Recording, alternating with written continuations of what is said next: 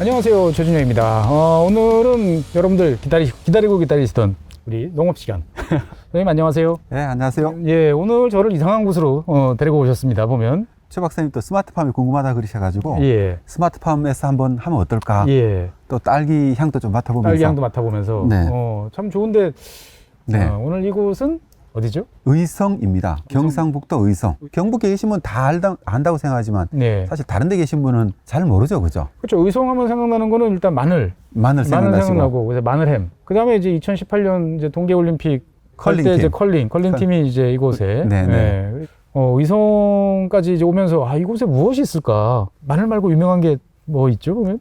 사실 저도 의성 출신이 아니라 가지고 어디 출신이십니까, 그러면? 저는 의성 옆에 있는 의성 옆에 있는 청송 출신입니다. 청송. 예, 주황산으로 유명한 네, 그쪽이 제 고향이고요. 네네. 그래서 여기는 많이 지나다녔는데 네. 사실 바로 옆에 있는 고장도 사실 잘 모르거든요. 지금 사실 의성이 다른 걸로 더 유명하지 않습니까? 다른 거 어떤 걸로요? 인구 감소, 뭐 농촌 소멸 그러면 네. 항상 1위로 언급되는 것이 의성이거든요. 그래서 오늘은 좀 농촌 현장으로 나오고 싶다고 말씀하셔가지고 예. 그 출발을 의성에서 하면 어떨까요? 그런 생각이 좀 이거 들었습니다. 상당히 또 어려운 또 이야기를 또 오늘 해야 될 것 같습니다. 사실 요즘에 의성군이 뉴스에서 보면은 가끔 등장을 해요. 네. 그 공항?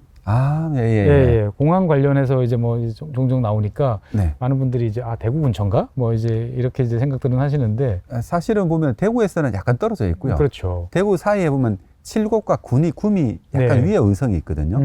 의성에 만약 오시려 그러면은 네. 중앙고속도로로 해서 이렇게 내려오셨다고 네. 그 원주에서 이렇게 내려오시면 그 안동 밑에 네. 의성이 있고 네. 아니면 상주 쪽으로 가는 고속도로 예. 상주 쪽으로 가는 고속도로를 타시면은 상주를 지나가지고 예를 들면 저 보은 상주 예. 고속도로 그쪽을 타면 이제 의성에 닿을 수가 있습니다. 네, 저도 그렇게 왔습니다. 뭐 서울에서 한 2시간 반? 네. 생각보다 가깝더라고요. 생각보다 가깝고요. 예. 공항은 보면은 대구에 군 비행장이 있거든요. K2 비행장이 있죠. K2 비행장에서 예. 우리나라의 가장 비싼 비행기가 떠오르는 굉장히 소음이 좀 심했는데 그것 네. 때문에 이제 공항을 이전하는 요구가 있었고 네. 사실 모든 지역에서 사실 공항이라 그러면 군공항이라 그러면 좀 기피 시설이잖아요. 그렇죠. 근데 사실 군위하고 의성 군 사이에서는 네. 서로 유치하려고 이렇게 경쟁이 벌어졌습니다. 사실 요즘에 보면 지역에서 종종 그런 일이 있어요. 예전에는 군부대 우리 동네 오지 마라 그랬는데 네. 서로 이제 유치하려고 노력들 하시고. 그만큼 이제 농촌에 뭐가 없다 보죠. 그래서 딱히 의성이 뭐가 유명하지 딱 떠올랐을 때 네. 사실 떠오르는 게 별로 없었잖아요. 사실 속으로 살펴보면 아름다운 것도 많고 먹을 것도 많고 네. 이런 동네인데 딱 떠오르는 게 없죠. 그러다 보니까 아마도 인구가 많이 떠나가고 농촌 지역이 쇠락하고 이런 위험에 직면하다 보니까 네네. 군공항까지라도 유치해가지고 지역을 활성화시켜보자 이런 뭐 절박한 심정의 어떤 네. 지역이다. 네. 그러면 이제 인구가 많이 감소했다라고 그러는데 현재 지금 의성군의 이제 인구는 어느 정도 되나요? 의성군의 인구는 오늘 통계상으로 보면 한 5만 명 좀 넘는 걸로 나와 있거든요. 네. 오늘 최근 통계를 받아보니까 2023년 말 통계로 24년 1월 통계로 1월 통계로 4만 9천 명, 5만 명대가 되게 무너졌더라고요.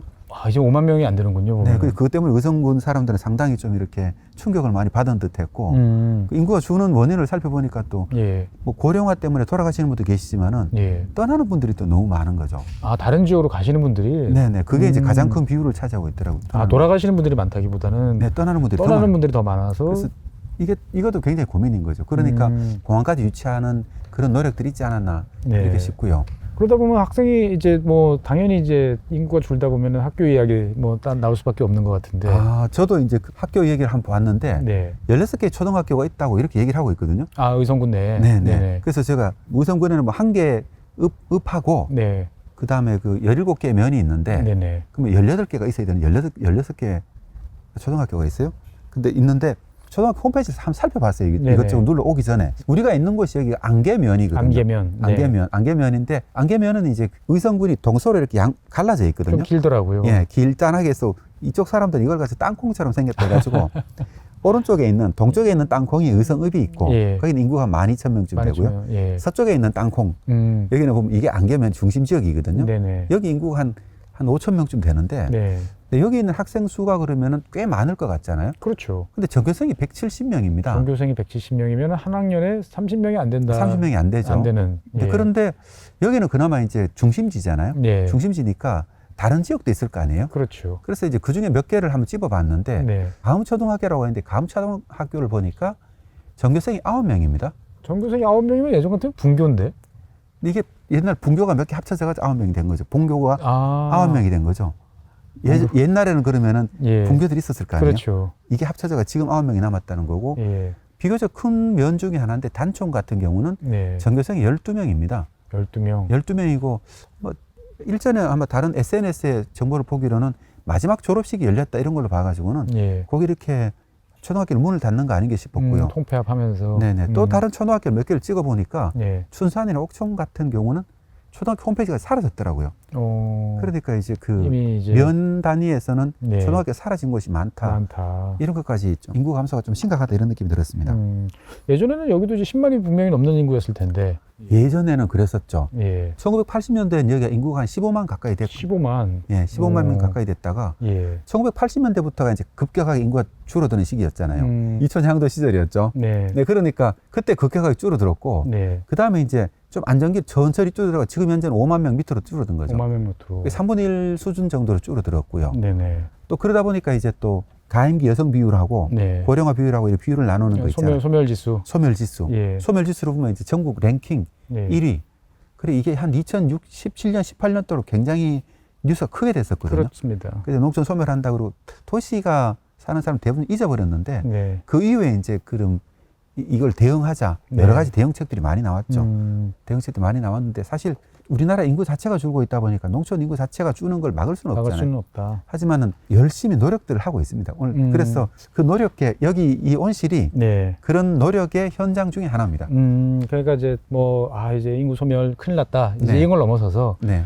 노력을 하고 있고 어떻든 간에 그런 노력에 대해서 우리가 알아보고 네, 네. 힘을 좀 실어줬으면 좋겠다. 네, 네. 이렇게 이제 이해를 하면 되겠군요. 네네. 보면은. 기본적으로 또 의성이 기본적으로 소개 좀 시켜드리면은 인구 5만 그랬는데 농민 숫자가 얼마쯤 될까 이렇게 고민되시잖아요. 5만 인구 5만에 그러면 농민 그러면은 뭐 한 70% 그러면 5, 7에 3, 한 3만 명 정도가 농가 인구로 봐야 되지 않나요? 실제로 농촌의 인구가 이제 그렇게 많다 치더라도 예. 농사에 종사하시는 분들은 예. 30%를 조금 넘어가는 수준입니다. 아 그런가요? 네, 그러니까 농가 인구가 17,000명 정도가 되니까 예를 들면 35%가 안 되죠. 35%가 안 된다. 실질적으로 보면 여기에 거주하시는 분 더 적을 겁니다. 아마 이게 집 자체가 그러면 대구 정도의 집이 있으면서 여기도 집이 있으면서 출퇴근하는 농부들도 많고 그러니까 현실적으로는 인구가 훨씬 더 적을 거라 생각하고요. 예. 그럼 이 지역에 이제 그 주요 특산품 중에는 예. 마늘이 제일 유명하긴 하잖아요. 예. 마늘이 제일 유명하긴 한데 사실 제가 여기서 의성에서 제일 좋아하는 건 자두입니다. 자두? 의성 자두가 예. 아마 우리나라에서 생산량 1위 지역이기도 하고 아 그렇습니까? 뭐 후모사람 품종 이거 한 7월쯤 나오거든요. 예. 이 의성 자두는 정말 끝내줍니다. 이거 이거 경상북도 쪽에 자두가 많이 나오긴 하는데 그 그렇죠. 중에서도 이제 의성이 1등이다. 김천하고 의성이 많이 예. 나오는데 제가 봤을 때는 의성 쪽의 자두가 가장 맛있고요. 가장 맛있다. 후모사가 한 7월쯤에 나오는데 네.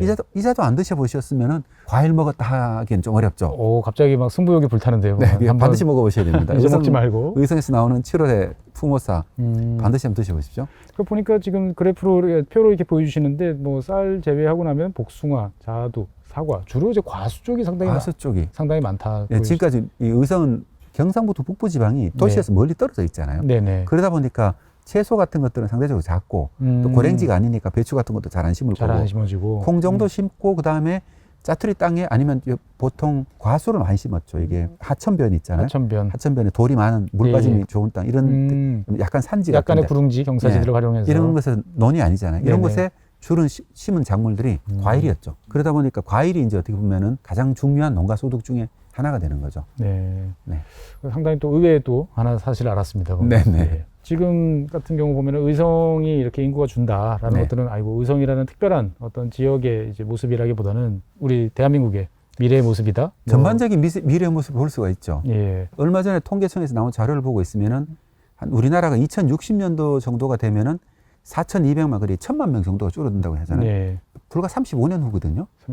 35년 후가 1,000만 명 정도가 줄어들면은 1,000만 명이 어디서 줄어들까 대충 생각해 보면은 그렇죠. 대충 지방에서 줄어들 거고 그렇죠. 지방이 또 농촌 지역에서 대부분 줄어들 거 아니에요? 그렇죠. 대도시보다는 뭐 지방의 이제 중소도시 또는 군 단위 이런 데서 많이 줄어들 것 같고. 2060년대가 되면은 고령화율이라 그러잖아요. 네. 그럼 예를 들면 65세 이상 인구죠. 네네. 이게 추정하기로는 중위 추계를 뭐 보통 추계에서는 한 44%라고 그러고 있거든요. 그러면 전체 인구의 이제 거의 한 절반 정도, 절반 정도가 44%가 65세 이상이다. 네네.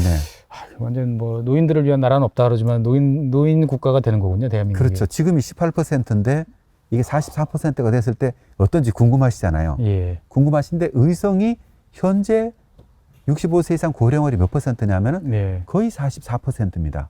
현재 예. 2024년 현재 의성군의 고령화율이 24%. 44%. 44%. 그러니까 대한민국의 35년 후가 궁금하시면은 예. 이제 지금 있잖아요. 네. 현재 의성을 방문해 보시면 대한민국의 35년 후가 바로 볼 수 있는 거죠.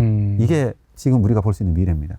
그러면 상당히 참 답답하다. 왜냐면 저도 이제 고속도로 톨게이트 오늘 지금 녹화하는 이 장소가 네. 톨게이트에서 바로 나와서 얼마 안 돼서 되게 가까운 이제 네. 그런 곳이었는데 농한기라서 그런가? 자관 오면서 참 인적을 찾아보기 힘들다 이런 느낌이 사실 좀 들었었어요, 보면은. 그나마 이제 고속도로에서 얼마 안 떨어졌으니까 그렇잖아요. 예. 이 아까 전에 초등학교에 사라진 초등학교도 마을이 있잖아요. 예. 이런 마을을 가서 차를 타고 천천히 운전해 가보시면은 예. 군데군데 폐가들이 쫙 늘어서 있습니다. 이미 폐가들이. 네, 그래서 여기에 사람이 살 수 있을까? 아니면 설사 사람이 살고 있더라도 계속 이런 조건에서 거주할 수 있을까 싶은 걱정이 많이 들죠. 초등학교도 사라져 버렸고 예. 또 이제 인구가 줄어들다 보면 식당마저 사라지거든요. 네. 그러니까 저녁 6시가 넘어가면 미리 예약을 하지 않으면 문 여는 식당이 없을 정도예요. 없다. 그냥 지나가던 나그네가 밥 한 줄 주쇼라고. 뭐 그럴 곳은 그럴 없고. 곳은 없다. 그리고 주유소도 그러면 농협 주유소 같이 이제 네. 농민들을 상대하는 거 빼고는 주유소는 거의 다 사라져 있고요. 그 그 여행객들은 반드시 그러니까 기름 단디 채우고 와야죠. 어디 뭐 미국 어디 오지에 여행하는 그런 느낌이라고 말씀 자꾸 해주시는 것 같은데 보면은. 그렇죠. 그런 게 그런 거고. 그리고 네. 어쨌든 농촌이라는 게 계속 변해가고 있고 네. 또 그걸 그럼 그냥 이렇게 바라볼 수는 없잖아요. 그러니까 굉장히 많은 노력들을 하고 있고 예. 그 노력 중에 하나로 가지고 경상북도의 사업이 이 사업인 거죠. 어떤 사업이 있나요, 보면? 그 이웃 사촌 시범 마을이라는 사업이었는데요. 2018년도에 뉴스들이 굉장히 많았거든요, 그 당시에.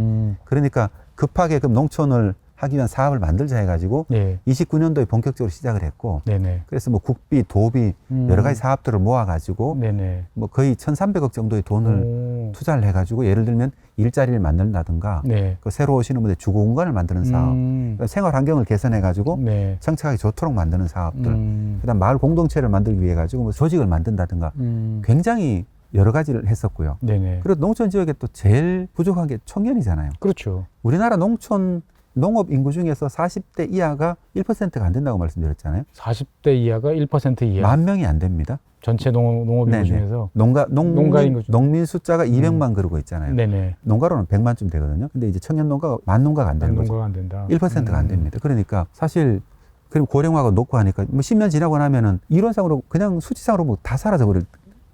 그러니까 이제 청년을 유치해 새롭게 빈자리를 채워야 되잖아요. 네네. 그러다 보니까 이제 그런 청년을 유치하기 위한 사업들을 본격적으로 추진했었죠. 추진한다. 네. 그러니까 이게 이제 2019년부터 시작이 돼서 2019년부터 시작을 그러니까 지금 했었고 2024년이니까 5년 가까이 5년 계속 가까이 지금 계속 됐었습니다. 이어지고 있고 그거에 따라서 이제 성과라고 하면은 이제 청년들을 이제 외부에서 유입을 해서 이 지역에 계속 정착할 수 있도록 지원해주고 도와준다. 네. 근데 청년들이 원래 그런 소득이 있어야 되잖아요. 사실 그게 제일 중요한 것 같아요. 그러니까 이게 네네. 막상 뭐 나이 드신 분들이야 내 고향에 가서 그냥 있지 네. 라고 생각하지만 청년들은 이제 내가 돈도 벌어야 되고 가정도 일궈야 되고 네. 뭔가 안정적인 소득이 있어야 그 지역에 가서 일을 할 것 같은데 외부에서 농촌 농업이 주인 지역에 가면 뭘 하지? 이런 생각이 참 많이 들 것 같아요. 그래서 사실 이 농촌 지역에 와가지고 사실 농사를 지어야 되잖아요. 그렇습니다. 뭐 찻집을 열 수도 있는데 근데 대체로 그러면 청년들이 농사를 지어야 되니까 네. 사실 농사를 하면 앞에 보셨듯이 논이거나 아니면 과수원이거든요. 네. 근데 이미 이제 점유하고 있기 때문에 땅값들이 비싸요. 그러니까 그 비싼 땅을 사가지고 이게 농사를 지어서 수익을 내기가 사실 쉽지 않거든요. 그렇죠. 진입 장벽이 농업에 들어온 진입 장벽이 상당히 높은 거죠. 그러니까 뭐 농사나 짓지 이게 아니다. 안 되죠. 자본이 굉장히 많이 들어가야 되고 땅이라는 거대한 네네네. 이 자본이 필요하기 때문에 우리나라의 그냥 특징 중에 하나고요. 네. 그러니까 청년들이 들어오고 싶어도 사실 못 들어오는 거죠. 그러니까 이제 청년들이 나 농촌 가기 싫어가 물론 있지만 네. 내가 가서 뭔가를 해보겠어라고 해도 거기에서 내가 농업이라는 것을 업으로 영위하기 위해서 필요한 그렇죠. 진입 장벽이 꽤 높다. 네, 돈이 많이 든다 쉽게 말해서. 대부분은 요즘 도시에 살지 않습니까? 네네. 도시에 살다 보니 그러니까 청년들이 그 농촌에 들어오게 할 수 있게 하려 그러면은 네. 이게 뭐 방법이 필요했잖아요. 그렇죠. 근데 청년들도 그래서 할 수 있는 게 요즘 인기가 좋은 스마트팜. 스마트팜. 스마트팜을 이렇게 딸기라든가 수요가 굉장히 늘어나고 있잖아요. 예. 그리고 또 고령 연령들이 하우스 농사를 짓던 분이 많이 은퇴를 하시면서 네네. 공백이 많이 생기고 있거든요. 아, 그렇죠. 예전에는 다 쪼그려 앉아가지고 네네. 하던 그런 일들인데 네네. 뭐 다들 관절 안 좋으시니까. 네, 그렇죠. 이게 네, 이제 농촌분들이 은퇴하셔야죠. 관절 멀쩡하신 분이 거의 없죠. 농촌에 거의 없죠. 예. 7, 80대 된 분들은 그 관절이 다 상했는데 네네. 그러니까 뭐 청년들이 들어오게 하려 그러면 새로운 농업에 적응시켜야 될 거 아니에요? 청년 스타일에 맞는 단계. 그걸 그 당시는 항상 우리가 생각할 때 스마트팜을 계속 밀었어요. 네네. 그래가지고 여기다가 이제 그 스마트팜 시설을 만들고 그래서 그뭐 이걸 금방 돌아 살 수 없잖아요. 그렇죠. 이게 사실 농업도 전문 기술인데. 그러니까요. 예. 교육을 그러면은 옆에 교육센터를 만들어가지고 청년들이 1년 동안 머물면서 네네. 교육을 1년 동안 받고 그 우리가 있는 자리가 그럼 청년들이 와서 교육받을 수 있는 실습장이에요. 아, 이곳이 지금 실습장입니까? 보면? 네, 그렇죠. 그래서 이론적인 교육은 옆에 강의실에서 받고 하고. 여기 와서 직접 이제 딸기를 재배해 보는 거죠. 아, 그래서 지금 저 보면 이렇게 이름표가 붙어 있어가지고. 여기서부터 여기까지는 누구, 네네. 여기서 누구. 네네. 그래서 각자가 이제 직접 키워보면서 네. 기술을 익히는 거죠. 기술을 한 사이클을 돌아보면 어느 정도 익숙해지잖아요. 네네. 익숙해지면 이제 정부에서 그럼 그분들이 정착할 수 있도록 네. 예를 들면은 융자 뭐 2억까지. 그 다음에 이제 융자 뭐 보조도 한 2억 정도 해가지고 네네. 농촌에 정착할 수 있는 기반을 만들어주는 그런 일을 하고 있죠. 그래도 처음서부터 그냥 바로 1년은 배웠다고 하긴 약간 좀 무서울 것 같은데 보면은. 경험 있는 분들이 바로 그렇게 나가서 있고. 주변에 또 농촌 지역에 보면 농촌 지도 조직이 잘 되어 있거든요. 기술을 지원해주고 도와주는 조직이 잘 되어 있어가지고 예. 뭐 열심히 교육 체계가 잘 되어 있습니다. 내가 하고자만 하면 열성만 있으면 그렇죠. 물어보고 네네. 가르쳐 주시고 하실 분들이 다 있다. 기술센터가 바로 옆에 있기 때문에 네. 항상 그런 건 잘 되어 있는 편인데 그리고 또 뭐 당장 자신이 없는 분들이 있을 거 아니에요. 그렇죠. 금방 이렇게 융자를 그렇게 큰 돈 내가지고 그러니까 몇 억씩 해서 야 이거 이자 아무리 저리로 대출해도 이자는 이자인데. 네, 1년 교육 받았다고 네. 도시에 살다 그럼 금방 되는 게 아니니까 만약 그런 친구들을 위해 가지고는 또 한 600평 정도, 600평 정도를 가지고 옆에 보면 온실이 많이 있거든요. 네, 오면서 보니까 몇 개 더 있더라고요. 그걸 또 이렇게 자기 구역을 배당을 해가지고 거기서 한 최장기간 3년까지 이렇게 3년까지 농사를 직접 지어볼 수 있게 한다는 것 같아요. 임대 비슷하게 해서 네네. 그렇게 스케일을 좀 키우고 네, 확실하게 좀 해봐라. 농사가 자기네 맞는지를 알아야 될 거 아니에요. 아유 좋은 것 같아요 보면은. 네, 그렇지 않으면은 예. 그 땅 사고 투자를 해놨는데 이거 내가 아닌가 봐. 그러면 예산대로 날아가고. 그럼 큰일 나는 거죠. 본인은 본인대로 또 큰 부담을 또 져야 되고. 그렇죠. 또 그런 일들이 벌어지니까요. 이렇게 해서 그러면 매년 한 몇 분 정도 나오실까요 보면은? 교육을 오시는 분들이 보면은 매년 한 30명에서 한 50, 첫 때는 50명 뽑았고 교육생을 두 번째는 30명씩 뽑았더라고요. 이제 의성군에서 네, 교육생을 뽑아가지고 이제 1년씩 교육을 하고 1년에 한 번씩 뽑는 거죠. 1년에 한 번씩 뽑는 건데. 그러면은 교육 중에는 어디서 머물러야 되나요? 뭐 주변에서부터 차 몰고 와야 되나요? 아니면은 그것 때문에 여기 숙소까지 만들어놨어요. 숙소까지? 네, 뭐 포스코에서 지원한 숙소도 있는 것 같고 저도 조사를 해보니까 그리고 여기서 만든 이 컨테이너형 숙소도 있어가지고 1년 동안 그쪽에 머물면서 이제 할 수 있도록 이렇게 되어 있고요. 그래서 굉장히 모든 걸 세밀하게 이렇게 준비를 했더라고요. 되게 아주 꼼꼼하다 싶은 느낌이 드는데요, 보면은. 농업적인 이게 자리를 바꾸는 게 쉬운 게 아니다 보니까. 그래도 사실은 정착을 못 하시는 분 대부분이에요. 왜냐면 이게 여기 지원할 때까지 내가 뭐 이렇게 이 공고를 보기 전까지 내가 농사를 확실히 짓겠어 이렇게 결심한 사람들은 별로 없을 거 아니에요? 그렇죠. 그러면 대충 그럼 한번 해볼까 이런 생각 가지고 있는 사람들이 한 절반쯤 될 거라고요. 그럼 그분들은 내 거 아는갑다 하고 이제 중간에 나가시는 분들도 많을 거고 실제로 그럼 정착에까지 이어지는 그거는 그렇게 많지 않았던 것 같아요. 그래서 최종적으로 이제 정착이 이어지는 그까지 보면은 한 30명쯤 한 30 몇 명쯤 되는 것 같아요. 30명 좀 넘는 정도 수준. 그러니까 한 25% 정도만 이렇게 실제로 그 과정 속에서 이렇게 정착하게 되는 것 같아요. 들으시는 분들은 어떨지 모르겠지만 저는 그렇게 생각합니다. 야, 그래도 25%면 저는 상당히 높다. 라고 이제 생각이 들어요, 저 보면. 다른 지역에서도 이런 사업들이 비슷한 사업이 많거든요.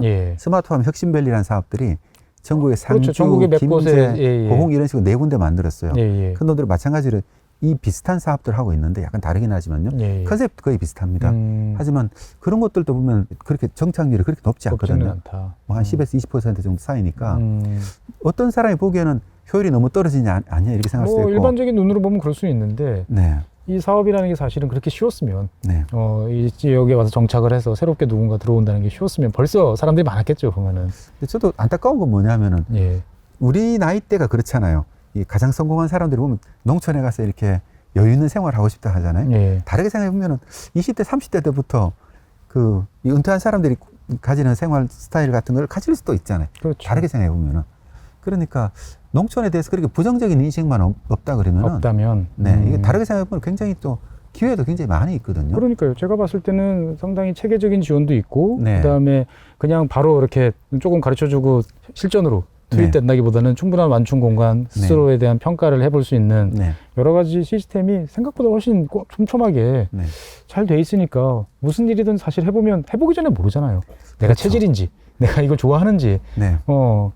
어떤 그런 기회들은 충분히 각 지역별로 있다. 네. 네. 의성군뿐만 아니고. 네. 다양한 쪽에서 이렇게 하고 있으니까 예. 혹시라도 관심 있으신 분들은 그냥 지원해가지고 네. 뭐 보면서 이런 거 한번 경험해보는 것도 네. 나쁘지 않겠다. 나쁘지 않겠다. 어떻게 네. 보면 도시에서 힘들고 지치고 뭐 되는 일도 없고 갑갑할 때 한탄만 하기보다는 네. 뭔가 새로운 영역에서 한번 또 도전해보는 네, 그렇죠. 그리고 그런 경험이 또 뭡니까? 또 나중에 설사 농업에 종사하지 않더라도 관련되는 또 뭔가 일을 할 수도 있고. 네. 그리고 또 여러 가지 또 농업이 또 전환기에 있거든요. 네네. 전환기에 있다는 얘기는 뭐냐면 구조 자체가 다 바뀌고 네. 다 바뀌니까 새로 이런 사실 청년들 입장에서는 이런 쪽이 힘들긴 한데 오히려 타이트한 곳보다는 이렇게 약간 좀 일단 한 번의 고비만 잘 넘기면 그렇죠. 진입장벽만 잘 돌파를 해내면 네. 그다음부터는 어떻게 보면 뭐 정년도 없고 그다음에 여러 가지 이제 지원 시스템을 통해서 네. 비교적 빠르게 정착할 수 있다. 그렇죠. 그 얘기는 또 제 얘기보다는 또 예. 실제로 그런 일을 하고 있는 분들 한번 모셔가면 얘기 들어보고 오늘 소장님께서 아주 이 섭외를 확실하게 해주신 것 같습니다. 그러면 실제로 이제 모시고 오는데 어떤 분이세요, 보면? 김수정 선생님인데요. 네네. 전 선생님이죠. 전 선생님. 네, 농고에서 학생들을 가르치는 선생님이셨는데 예. 실제로 오래전에 귀농을 하셔가지고 네네. 이쪽에서 계속 이 지역에 머물고 계신 분이에요. 그래서 서울에서 사셨던 분이죠. 아, 서울 분이. 서울 분이 예. 농촌이 좋아서 의성 쪽으로 어떻게 보면 시집을 왔죠. 아. 그래서 여기 농촌에 정착했는데 예. 이분은 왜 그런 선택을 했고 그러니까요. 어떤 아주 장점이 특이한 네. 케이스면서도 한편으로 보면 여기에서 우리가 뭔가 희망의 단초를 네, 좀 네. 찾아봐야 되지 않을까 이런 생각이 드는데 한번 모셔서 김수정 선생님 모셔서 한번 이야기 듣도록 하겠습니다. 네, 김수정 선생님 나와주셨습니다. 안녕하세요. 네, 안녕하세요. 네, 간단하게 자기소개 좀 네, 부탁드리겠습니다. 안녕하세요. 저는 어렸을 때부터 좀 시골에서 사는 게 저희 좀 꿈이었었어요. 그래서 그 꿈을 이뤘고, 네. 그래서 이제 농업 분야에서 제가 가장 좋아하는 게 뭘까 했을 때 농업을 가르치는 일이어가지고 농업 고등학교 교사로 한 11년 정도 근무를 했다가 2023년에 이제 학교를 좀 그만두고 청년 창업농에 선정이 됐어요. 그래서 지금 초보 농업인 그리고 더불어서 이제 감사하게도 온라인에서 농업을 가르치고 있습니다. 아, 그러면 원래 이제 학생들을 이제 농업에 진출하려는 학생들을 가르치는 선생님을 하시다가 네. 이제 직접 이제 현장에 뛰어드신 네, 맞습니다. 어떻게 보면 되게 독특한 이제 케이스이신 것 같은데 갑자기 궁금해지는 거는 네. 학생들을 이렇게 가르치셨던 어떤 네. 그런 지식, 경험 이런 것들이 본인이 직접 해보시니까 도움이 많이 된다? 아, 이게 현실은 역시 다르다? 아, 물론 이제 아이돌, 저는 이제 고등학교 학생들은 농업의 아이돌을 이렇게 불렀었거든요. 근데 그 학생들을 가르치는 경험이 제 인생에 되게 도움이 많이 됐었고, 그런데 조금 더 가르쳤어야 되는데, 그런 부분이 좀 아쉬웠어요. 어떤 거를 더 가르치셨어요? 약간 회계라던가 아니면은 이제 마케팅 이런 부분들도 알려줬어야 됐었는데, 사실 농업이라는 게 작물만 잘 키운다고 되는 게 아니라, 이제 우리가 파종부터 시작해서 수확해서 이제 판매, 그 후에 정산, 그다음에 순수익률까지 전반적으로 봐야 되잖아요. 경영 전반에 대한 거를 네. 좀 학교에서 가르쳤어야 되는데라는. 그게 조금 제가 스스로가 좀 아쉬운 부분이 있더라고요. 그러면은 이제 2023년부터 그러니까 이제 1년 전부터 이제 농사를 지었으니 이제 1년. 네, 그렇죠. 초보 농업인입니다. 초보라고 하기 준비된 초보신 것 같은데 어떻게 1년 해보시니까 역시 나는 만렙이야. 잘 됐어. 이러셨나요? 아니면? 우선은 제가 이제 농고에 있을 때도 다양한 농기계를 스스로 다룰 수가 있어가지고 네네. 자신감 있게 이제 농기계를 구매하기보다는 이제 되게 잘 되어 있는 농기계 임대센터에서 예. 관리기를 빌리러 갔었어요. 근데 이 동네에는 관리기는 없고 관리기는 다 집집마다 농가만 다 있으신 거예요. 그래서 그때 조금 멘탈이 좀 나갔었던 것 같아요. 왜냐하면 농기계도 빌리기가 좀 어렵구나. 그런데 이제 다행히도 제가 가르쳤던 학생들 학부모님들께서 되게 도움을 많이 주셨어요. 이럴 땐 역시 선생님 카드가 아주 네, 좋습니다. 그래서 보면. 그 학부모님들이 이제 선배 농업인이시니까 되게 많은 도움을 주셨고, 그리고 이제 제가 원래 노지 작물도 재배했었고, 이제 스마트팜 온실에서 작물도 재배했었는데, 제 스타일에는 사실 노지 작물이 훨씬 더 잘 맞거든요. 그런데 이제 노지 작물을 해서 이제 규모를 좀 넓히자라고 이제 비즈니스 계획을 세웠는데, 네. 작년에 아시다시피 정말 기록적인 비가 많이 왔었어요. 작년에 비가 많이 왔죠. 네. 그래서 원래 비 오고 나면 이제 농업인분들 대체적으로 약을 치시고, 그 다음에 병충해 관리를 하시는데 네. 이거는 그걸 극복할 수 없을 정도로 비가 너무 많이 왔고 그 정도로 많이 왔나요? 네, 연속적인 비가 많이 왔었고 또 제가 아는 제자들은 하우스 자체가 떠내려가는 그런 안타까운 일들이 많아서 좀 무기력감을 좀 많이 느꼈었던 것 같아요. 내가 어떻게 노력을 해도 안 되는 정말 네, 그런 부분들이 있었고 아무리 이제 재해보험이 있다고 해도 네. 그런 부분들이 이제 어쨌든 농업인 스스로가 책임져야 되는 부분이 많기 때문에 다시금 좀 그 멘탈을 잡는 게 조금 힘들었었습니다. 네. 어떻게 보면은 이제 나 다 알아라고 네. 충분히 생각하시고 네. 지난 10년 동안 간접 경험 네, 충분히 그쵸. 하셨는데도 막상 들어와 보니까 네, 좀 자만했던 것 같아요. 장목은 네. 뭘로 하셨어요? 우선은 밭작물에 이제 콩 가장 기본적인 그리고 예. 최근에 이제 유행하는 청자 5호라고 네. 검은 콩이거든요. 검은 그게 콩. 좀 약간 단백질 함량도 많고 음. 국가에서 이제 그런 걸 다 이제 품종 정보를 확인하고 작부책의 시즌도 확인하고 했는데 역시 농사는 혼자 짓는 게 아니라 자연이랑 같이 협업하는 거구나 이런 것 좀 다시금 배운 것 같습니다. 네. 선생님께서는 이제 현재는 이제 초보 네, 농업인이시지만 그쵸. 네. 또 다른 한편으로 보면 이제 학생들을 또 오랫동안 가르치셨잖아요. 네. 그 학생들 같은 경우는 이제 농업을 내가 하겠다 그래서 이제 농업고등학교로 이제 진학을 이제 한 네. 경우들이 많을 텐데 네. 그 친구들은 뭐 시설이나 아니면 노지, 뭐 보통 일반적인 작물 뭐 어떤 거를 요즘에 더 선호하나요? 보면 최근에는 이제 스마트팜 이 이슈 덕분에 이제 네. 많은 학생들이 관심이 많이 갖고 있어요. 아무래도 조금 더 효율적으로 농사 짓는 거 그리고 단순한 작업들을 좀 편하게 할 수 있는 거 그것에 대해 관심이 좀 많고요. 네. 그리고 스마트팜 덕분에 이제 농업에 관심을 갖게 된 그 어린 학생들도 굉장히 많은 것 같아요. 그러니까 스마트팜이라는 단어 자체가 네, 어떻게 보면 되게 매력 있는 매력이 있는 거죠. 그래서 음. 그 부분 덕분에 이제 농업에도 사실 이렇게 온실에서만 짓는 것이 아니라 네. 노지에서도 관련해서 다양하게 농기계를 활용할 수 있는 기술도 되게 많거든요. 그래서 농업고등학교에 오면은 다양한 작물을 스스로 이제 선택해서 재배해 볼 수 있는 기회가 되게 많아요. 내가 이걸 해보겠다 그러면 네, 해봐 그러면 선생님이 도와줄게 네, 이렇게 그렇죠. 해서. 그래서 동아리를 통해서 음. 스스로 이제 땅이 워낙 넓기 때문에 거기서 자유롭게 창업을 하면서 판매도 해보고 마케팅도 해보고 이런 경험들이 있어서 그 학생들도 지금은 이제 현재 경상북도 농업을 이끌어가는 그 청년들이거든요. 예. 그래서 굉장히 정책적으로도 경상북도에서는 농업교육 정책이 그 아이돌 위주로 10대에는 굉장히 잘 되어 있다라고 말씀을 드리고 싶습니다. 네. 야, 듣다 보니 어떻게 보면은 그냥 나 막연하게 뭐 하지라고 고민은 할 바에는 차라리 확실한 어떤 이런 분야에 대한 경험을 네. 통해 가지고 실제로 몸을 움직이면서 뭔가 익히고 배운다는 거는 이게 그냥 머릿속에 공부하는 거는 다르지 않습니까? 그럼요. 이렇게 단순히 이렇게 지식은 금방 이렇게 습득할 수 있지만 네. 이 작물이라는 게 한 작기 한 작기를 경험해 보는 자체가 체득하는 그런 신체적인 지식들이 엄청나거든요. 그렇기 때문에 학생들이 어린 시절에 이제 고등학교 3학년 동안 네. 3번의 그 경험, 물론 이제 작물을 키우다가 다절되는 경우는 아니에요. 실패해도 그 경험들이 쌓이면서 이렇게 하지 말아야겠구나. 이런 경험도 하고 또 이제 전반적인 그런 것들을 또 옆에 친구들이랑 같이 하기 때문에 사실 농사는 혼자 할 수 없거든요. 지역사회와 같이 살아야 되고. 같이 하는 게 되게 많군요. 네, 날씨랑도 같이 해야 되고. 네, 그렇습니다. 물론 이제 혼자만의 그런 고려해야 되는 부분도 있지만 네. 주변 분들과 협업하고 그런 부분들이 이제 농고 학생들에게 다양한 능력들을 기를 수 있는 그런 기회가 아닌가 싶습니다. 이제 그런 친구들이 이제 학교에서 배우고 난 다음에 이제 진짜로 나 이제 해볼 거야 라고 했을 때 아까 남재학 소장님이 소개해 주셨던 여러 가지 지원 프로그램들이 이제 다양하게 있을 것 같은데 네. 그런 것들이 이제 연결이 이렇게 되는 거죠, 보면. 네, 너무 잘 돼 있어요. 사실 전국에서 유일하게 졸업 후에 바로 대학을 가는 것이 아니라 졸업 후에 바로 영농하는 제도가 있거든요. 이쪽 의성군이. 네, 경상북도에는. 경상북도에 네, 전체에서. 경상북도에만. 그래서 농고를 졸업하고 이제 3년 정도 농사 경험을 쌓으면 이 경북대를 입학할 수 있는 제도가 있어요.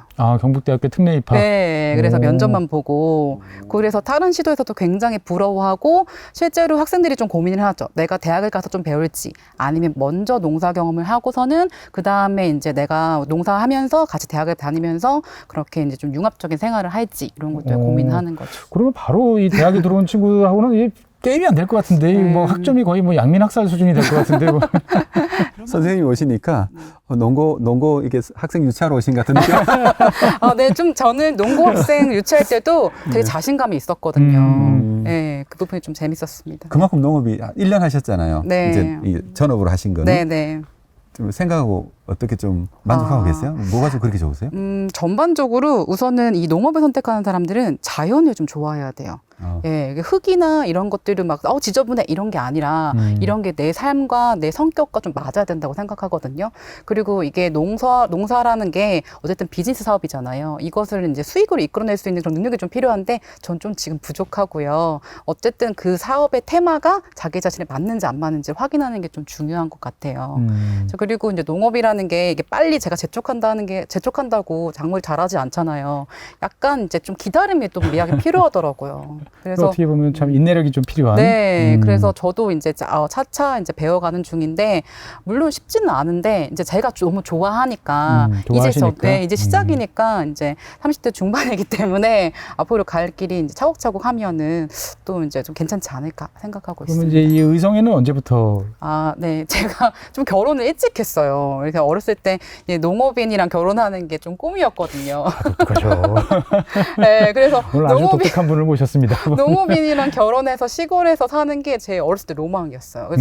그래서 이제 그 농업 관련 그런 연수를 받았을 때 네. 그때 남편을 만난 거예요. 역시 네. 학교가 이 배움의 장소가 이 또 짝을 만나는. 맞습니다. 예. 그래서 이제 그때 만나가지고 이제 원래 강원도에서 근무를 했었는데 네. 임용고시를 다시 봐가지고 또 경상북도에 다시 온 거죠. 네. 그래서 이 경북으로 네. 오로지 남편분 믿고 네, 맞습니다. 이곳에 저도 오신 거. 경북에 할 줄 원래 사시는 몰랐어요. 곳은 네, 원래 서울이었고, 서울. 근데 강원도에서 근무를 했었고, 그래서 저도 정말 경상북도 의성이라는 곳이 제 삶의 터전이 될 거라고는 상상도 못 해봤던 것 같아요. 그러면 의성에서 이제 사신 지는 이제 한 10년 네. 이상. 그래도 되게 고맙게 네. 이 지역에서 막 텃세 있다고 말씀을 하시는데 저는 동네 언니들이 그렇게 잘해줬어요. 네, 그래서 정말 그 언니들한테 너무 고맙고 지금은 이제 완전 이제 농업인이 됐을 때 좀 또 외롭거든요, 사실은. 여자분들은 또 외로울 때 같이 수다를 떠는 친구들이 굉장히 필요한데 청년 농업인 분들도 4.27이라는 단체에서 만나게 됐어요. 그래서 그런 각 지역마다 그런 활동하는 게 되게 많아요. 그래서 이제 스스로가 좀 노력해서 찾아보시면은 그런 단체들이 많기 때문에 좀 그 부분이 좀 유익했었죠. 네. 보통 이제 뭐 학교에서도 계셨고 지금 이제 네. 농사도 짓고 정보 아무래도 다른 이제 분들보다는 정보도 더 빠르고 네, 맞습니다. 그런 기회를 잘 활용하셔가지고 이제 다른 지역 뭐 경북 아닌 다른 지역에서도 이제 여러 사업들이 있는 것들을 많이 혹시 맞아요. 다녀보셨나요? 네, 거기? 맞아요. 사실 여기 주변에 의성 주변에 상주도 네. 굉장히 매력적인 도시고 또 안동도 KTX가 잘 돼 있기 때문에 이런 도시민들이 우리가 주기적으로 방문할 수 있는 곳인데 물론 이제 의성이 저희 남편이 있는 곳이긴 한데 제가 이게 상담을 했어요. 사실 저도 잘 모를 수 있는 부분이 있기 때문에 그때 좀 고마웠던 게 제 담당이신 기술센터 그 지도사님께서 담당이 있으세요? 네, 이렇게 청년 농업인 담당이 계세요. 그러면 이제 내가 모르는 거, 내가 어렵고 그러면은 일단 그분한테 먼저 네. 상의하면. 네, 그래서 그때 너무 감동을 받았고 이게 돌이켜 보면은 이런 농촌 지도사분들이 학교를 치면은 담임 선생님 같은 그런 느낌이었어요. 그래서 지금도 잘 모르면은 전화해서 여쭤보고 좀 귀찮게 하고 이런 경우가 있습니다. 네. 어떻든 아까 남소장님도 그렇고 여러 가지 프로그램도 많고 네.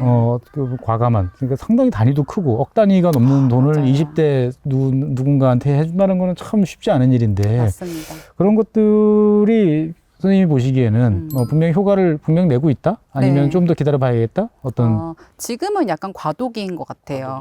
왜냐하면 자기가 비즈니스 모델을 정확하게 세우지 않고 대출을 받아가지고 어려워하는 친구도 분명히 있고요. 네. 그것들을 미리 계획해서 우리가 합당한 대출을 받아서 이렇게 5년 거치 20년 상환이거든요. 5년 거치 20년 상환. 1.5% 그러니까 굉장히 남들이 보면은 되게 혜택이 많다라고 네. 생각할 수 있는데 사실 농사 기술이나 배워야 될 것도 너무 많다 보니까 그것들을 혼자 하기라는 건 굉장히 어려운 일이에요. 어려운 일이다. 네, 그래서 그래서 이왕이면 친구들이 누군가 같이 힘을 합쳐서 할 수 있으면 참 좋겠다 네, 생각이 좋죠. 드네요. 보면. 네, 그리고 작업이 단순하게 되는 그런 작업들이 있을 때도 또 심심하거든요. 그럴 때 서로 도와가면서 이런 하는 것도 굉장히 인생에서 좀 내가 좋아하는 일도 하지만 같이 협업해서 하는 것도 좀 보람 있는 일이다라고 보고 있습니다. 그러니까 이제 옆에서 가르쳐도 보시고 직접 하시는 입장에서 스마트팜, 네. 스마트밸리 네. 이제 요즘에 이런 사업들이 이제 되게 많단 말이죠. 그렇죠. 이런 것들이 어떻든 간에 이 청년들이 이제 지역 그리고 농업 이런 분야에 진출하고 정착하는데 큰 도움이 된다? 우선은 청년들에게 농업에 이런 좀 약간 한번 궁금하다. 이런 느낌을 가지게끔 그 스마트팜이라는 단어가 굉장히 매력적이에요. 네. 근데 이제 초기 투자 비용이 비싸긴 한데 그 스마트팜의 기능을 어디서부터 구현할지 선택을 잘하면 괜찮다고 보거든요. 아, 그러니까 다 똑같은 스마트팜이 아니라 네. 내가 필요한 만큼만 네. 그래서 저 같은 경우에 이제 최근에 온실 견적을 받고 있었는데 다 먼저 하기는 좀 금액 부분은 좀 어렵고 골조 부분부터 먼저 시작하고 그 다음에 돈이 허용되는 범위 안에서 내가 추가하고 싶은 복합환경 제어장치 선택할 수 있고요. 그 다음에 선택할 수 있는 부분이 너무 많기 때문에 어려운 부분이 많아요. 그리고 그런 부분들은 스스로가 좀 공부를 한 다음에 하시는 게 좀 좋고 여기도 보시면 우리가 임대용 농장이 있잖아요. 그것도 굉장히 메리트가 있다고 봅니다. 네. 선생님 왜 지원 안 하셨어요, 임대용인데? 저는 사실은 여기 딸기가 너무 좋긴 한데 제가 학교에 있을 때 온실을 이제 지어보고 딸기를 2년 동안 했었어요. 근데 이제 이 딸기가 이 섬세한 작물이에요. 세게만 좀 물르거든요. 그렇죠. 물르고. 네. 사실. 자, 그리고 제가 좀 다이어트에 관심이 많아요. 아. 네, 그래서 이제 제 비즈니스 모델이 토마토를 먹고 다이어트를 하고 이런 거거든요. 토마토. 네, 그래가지고 이제 토마토를 준비를 하고 있는데 사실 의성이 너무 추운 지역이어서 이 난방비가 좀 많이 나올 것 같아서 그런 부분은 계속적으로 이제 검토하고 있는 중이에요. 네. 역시 남 소장님이 항상 강조해 주시는 것처럼 이제 이 뭔가 다 똑같은 농사가 아니다. 지역마다 한 동네마다 또 잘 들여다봐야 이 차이가 있다라는 것들을 새삼 또 느끼게 되네요 보니까. 사실 여기 오기 전에 이제 우리 여기 담당하는 팀장이 얘기를 나눴는데 왜 의성이 딸기를 했을까? 사실 이 사업을 하기 전까지 의성에 딸기가 없었거든요. 없었어요? 한동안 없었고 이것 때문에 이제 의성에 딸기가 시작됐다고. 지금 합니다. 여기 다 저 보이는 데까지가 다 딸기인데. 저기 하우스도 굉장히 또 딸기 앞에 하우스가 보면 다 많았잖아요. 딸기잖아요 보면은. 그런데 그 이전까지 하나도 없었고. 근데 이제 의성에서는 그러면 청년들처럼 스마트팜 하면은 스마트팜에 심을 수 있는 작물이 엽채류가 잎채소 있잖아요. 예. 상추나 깻잎 정도가 있고 아니면은 과채류를 하거든요. 그 엽채류는 사실은 이게 도시 근교에서 바로 옆에 있어야 되니까. 네, 바로바로 예. 해야 되고 그런 약간 특징이 있어가지고 대개는 이제 과채류를 하게 되는데 스마트팜 하게 되면은 그럼 과채류 할 수 있는 품목이 뭐 토마토, 딸기, 오이, 뭐 파프리카, 멜론 뭐 이런 네. 몇 가지가 안 돼요. 맞습니다. 몇 가지가- 스마트팜이 또 의외로 또 그런 면에서는 약간 되게 과채류를 하는데 우리나라에 생산하는 과채류 몇 종류가 안 되거든요. 근데 이제 뭐 그 중에서 왜 이걸 했냐 하니까 뭐 딸기를 하게 되면 에너지 비용이 너무 많이 들 것 같다. 의성이 좀 추운 곳이거든요. 추운 곳이다 보니까 이제 예를 들면은 저기 전남이라든가 경남에서 그 토마토 재배 농가들하고 둘이 경쟁을 하면은 에너지비가 그만큼 많이 드니까 토마토를 재배하면 네, 경쟁력이 떨어질 맞아요. 거다. 그러니까 추운 곳에서 딸기가 원래 추운 곳에서 자라는 작물이잖아요. 서늘한 그런가요? 기후에서. 네, 딸기는 그렇습니다. 아 약간 네. 서늘한 맛이 있어야. 그래서 이제 3월 옛날에도 3월 좀 그렇죠. 심었다가 예, 초봄 때 이제 5월쯤 이게 먹었잖아요. 원래 그게 딸기 봄철고 짧게 먹는 게 딸기였는데. 그렇죠. 그러니까 네. 상대적으로 이제 딸기가 이 겨울 작물 중에서는 에너지 비용이 적게 들어가는 이렇게 작물이죠. 들어가면 또 튼간에 여러 가지 노력들이 있고 그래서 그 지역에서 맞는 걸 찾아내는 노력 와중에 이제 선생님은 토마토를 그래도 한번 네, 해보시겠다. 너무 하고 싶습니다. 예, 그리고 이제 이 의성군에서는 최근에 이제 딸기가 이제 급속도로 이제 네. 많이 이제 재배가 되고 있고. 그 어떻게 보면은 우리는 지나가면서 고속도로에서 보면 맨날 똑같은 모습인 것 같은데 그 내부에서는 분명히 이렇게 느리지만 분명히 바뀌는 모양들이 있고 사실 느리지도 않네요 보니까 5년 전에는 아무도 없었다는 거 아니에요? 이거 없었다는 거잖아요. 그렇죠. 어, 농촌이 자꾸 소멸한다 이런 것보다는 네. 오히려 새로운 방향으로 바뀌어 나가는 거다. 바뀌어 나간 거 옛날에는 우리가 조선시대부터 계속 농촌에 사람들이 다 살았잖아요. 네네. 네. 땅값도 사실 서울이나 농촌이랑 똑같았었거든요. 그렇죠. 한 80년대까지 땅값이 좀 비슷했어요. 여기는 뭔가 그래도 네, 돈 네. 벌 수 있는 땅이잖아요, 보면은. 네, 그랬었죠. 근데 이제 이렇게 된 게 뭐 이런 모양이 다른 쪽으로 약간 바뀌어가는 것 뿐인 거고. 근데 이런 걸 어떻게 보면은 자연스럽게 좀 받아들이면서 그러면 새로운 방향을 찾아가야 되거든요. 아, 어쨌든 인구가 계속 줄어든다 하면은 수도권 인구가 갑자기 농촌으로 올 리는 없고 그럼 여기서 어떤 다른 방법으로 진화해 나가야 되는데 네. 사실 이런 일들은 청년들이 하지 않으면 사실 젊었을 때 시도를 해야 되거든요. 그러니까 농촌에 아마 당분간은 한 5년, 10년 동안은 이런 식의 좀 밖에서 볼 때는 좀 질척거린다 그러나 아니면 계속 뭔가 쳇바퀴 뭐 그냥, 이게 예. 보이겠지만은 예. 실제로 내부적으로 굉장히 많은 변화가 일어날 거다. 저도 오늘 여기 녹화 시작하기 전에 여기저기 이제 주변을 쭉 둘러봤는데 생각과는 많이 다르고 뭔가 이 정도면 뭔가 해볼만 하지 않을까라는 생각도 사실 많이 들었습니다. 또 다른 한편으로 보면 뭐 고령화 뭐 이제 인구 감소 이런 이야기는 계속 나오지만 저는 그런 생각도 들어요. 이게 좋은 기회가 아닐까? 사실 청년에서 뭔가 아까 말씀하셨지만 농사를 지어보겠어 그러면 이 기존에 있던 분들한테 땅을 사든지 뭐 뭔가 이제 큰 비용 투자를 해야 되는데 농업이나 지역 인구가 줄면 당연히 그 규모가 좀 더 커질 가능성은 높고 비교적 손쉽게 처음서부터 규모의 경제를 좀 달성할 가능성도 있지 않을까? 라는 생각도 좀 드네요, 보니까. 그렇죠. 훨씬 더 많은 가능성이 있다고 보고요. 뭐 그게 쉽지는 않겠지만 근데 자기 만약에 비즈니스, 자기 사업체를 어떻게 보면 기업이잖아요. 이것도 네. 농업이든 자기 사업체를 가장 빠르게 만들어 나갈 수 있는 좋은 기회가 될 수도 있는 거죠. 예. 만약 이 부분이 적성에 맞고 자기의 취향하고 맞다 치면 네. 김 선생님처럼 말이죠. 어떻게 보면은 이제 김 선생님도 이제 그 교육이라는 분야에 있다가 농업 진짜로 이제 실전으로 네. 오셨지만 지금도 이제 온라인을 통해서 이제 농업 교육도 같이 네. 진행을 하시고 어떻게 보면 우리가 이제 엔잡노가 이제 미래의 당연한 모습이 된다라는 것들을 또 이 지역에서 또 보여주고 계시는 좋은 케이스가 아닐까 이렇게 생각이 들고 남수영님 말씀 듣고 오늘 이곳에 보면서 사실 기분이 되게 좋아졌습니다. 그냥 정말 막연하게 그냥 수동적이지 않다. 모든 사회 그리고 사람들은 그 상황에 맞춰서 최선의 노력을 다하고 있고 되든 안 되든 여러 가지 시도들을 해보면서 방향성을 모색하고 있다. 5년 전에는 하나도 없던 딸기가 이 넓은 곳에 지금 가득 채고 있을 만큼 되는 만큼 어떤 방향성이 제시되면 우리는 또 그걸 금방 쫓아가서 거기서 무엇인가를 해낼 수 있는 그러한 속도와 힘이 있는 그런 모습들을 오늘 보면서 새삼 좀 기분이 좋아졌습니다. 아, 저만 기분이 좋은가요? 저도 기분이 좋습니다. 네. 오늘은 이렇게 해서 어떻게 보면 지방 소멸을 많이 제일 그 최전선에 있는 의성군에서 의성군과 관련된 또 다른 한편으로는 그 와중에 진행되고 있는 청년 농업과 관련된 여러 가지 이야기들을 해봤습니다.